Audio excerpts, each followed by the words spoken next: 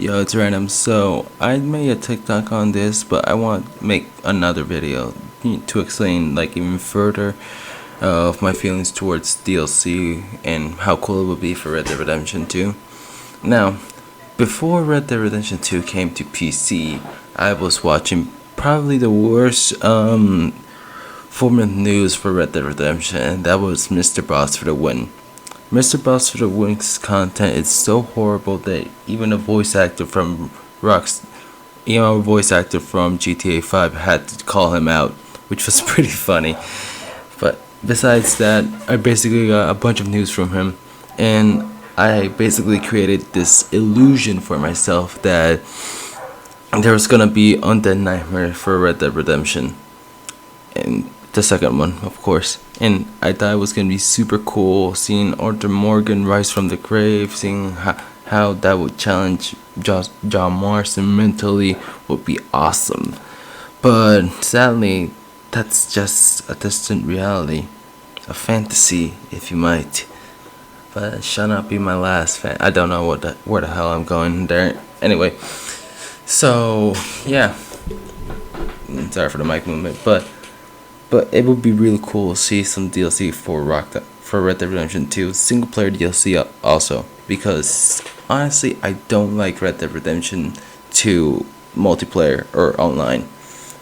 It's filled with microtransactions, and I probably spend 5 minutes total on Red Dead Online, and honestly to me it's pointless because there's two types of multiplayer games in my opinion. The ones that are fun to play with your friends, like World War Z. It was really fun, and all the levels and stuff. There is a little bit of grinding, but you'll barely notice it. And then there's the grinding where it's basically like a job, except it's less rewarding, because in a normal job like 9 to 5, you work those hours, you get paid, that's it. In video games, you work those hours to try not to spend money, and maybe you'll give up, I guess. But either way, that's my opinion. Wait, no, that's a fact, honestly. And Rockstar did GTA 5 dirty. One time I was talking to a friend of mine, and he said that GTA Online was one of the grindiest games. Honestly, I think it's stupid to make games like that grindy and to punish your players that much, because there's no reward basically. When I started playing GTA 5 online, I was greeted with a bunch of missions for DLC for multiplayer games, and each one of them had something in common. I had to have at least $1 million or maybe more if I even wanted to get a jump start on it. But either way, that's why I'm not a fan of GTA Online or Red Dead Online. Grind, grind, grind, and grind. It never stops.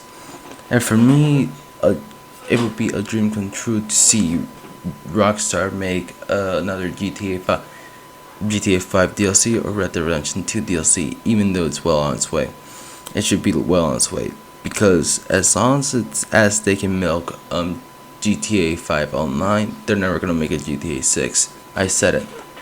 Sure, we might get some leaks here and there, but it will probably be even worse. I mean, I found this video that showed how mechanically poor GTA 5 was compared to GTA 4. The game's downgrading and not upgrading, and plenty of people said that the GTA 5 was the worst story, and San Andreas is the best story. I wanted to play GTA San Andreas for a long time, and I got it for free from Rockstar, but the sad thing is, it won't fucking load. Rockstar, you fucking assholes. One time, it's a little bit of a story time. I wanted to play GTA 5. It's simple, right? But no. It had to be 16 times harder. Out of nowhere, Rockstar made me install a launcher for GTA 5. Keep in mind, I already paid for this game. GTA 5 was the first game I ever bought in the PC.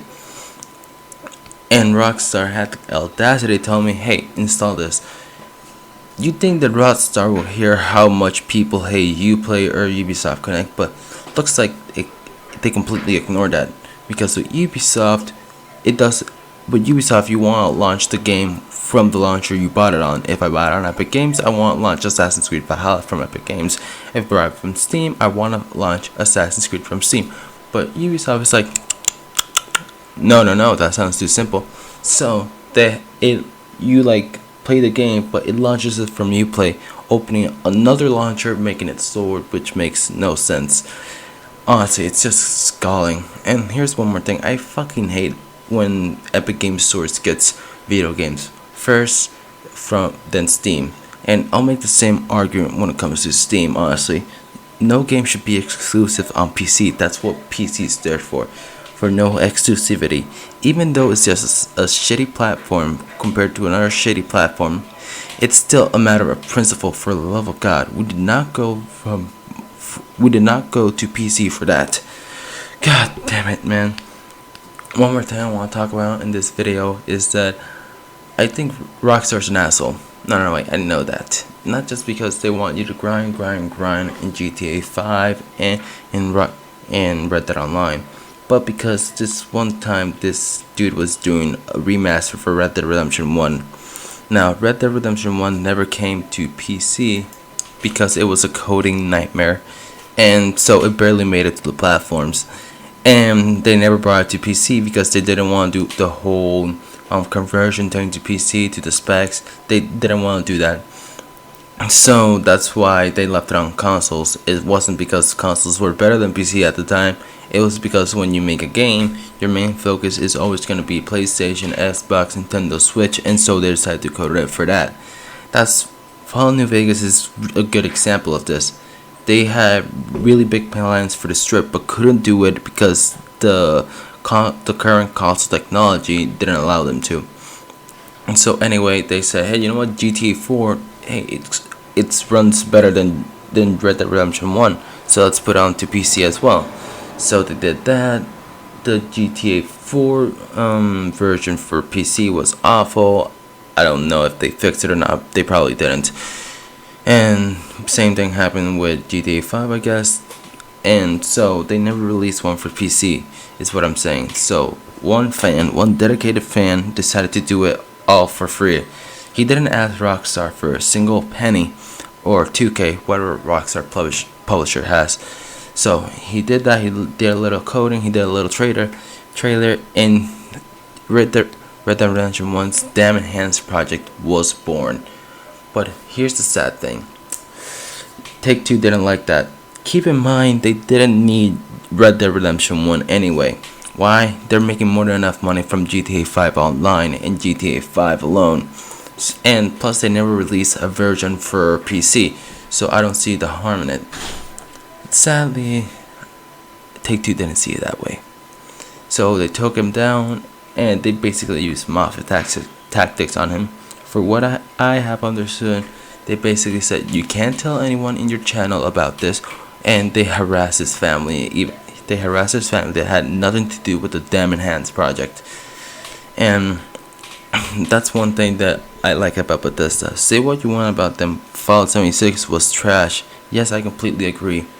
But at least when Bethesda saw the Capital Wasteland project and Fallout 4 New Vegas, those two things are basically fan-made remasters for Fallout 3 and Fallout New Vegas. Bethesda never did anything to take them down. For what I have understood, the only thing Bethesda did against them was say, hey, you can do whatever the hell you want, but you can't use the original voice lines from the games, otherwise we will sue you. And honestly, for me, that's awesome, whatever. And Bethesda honestly is pretty cool with that.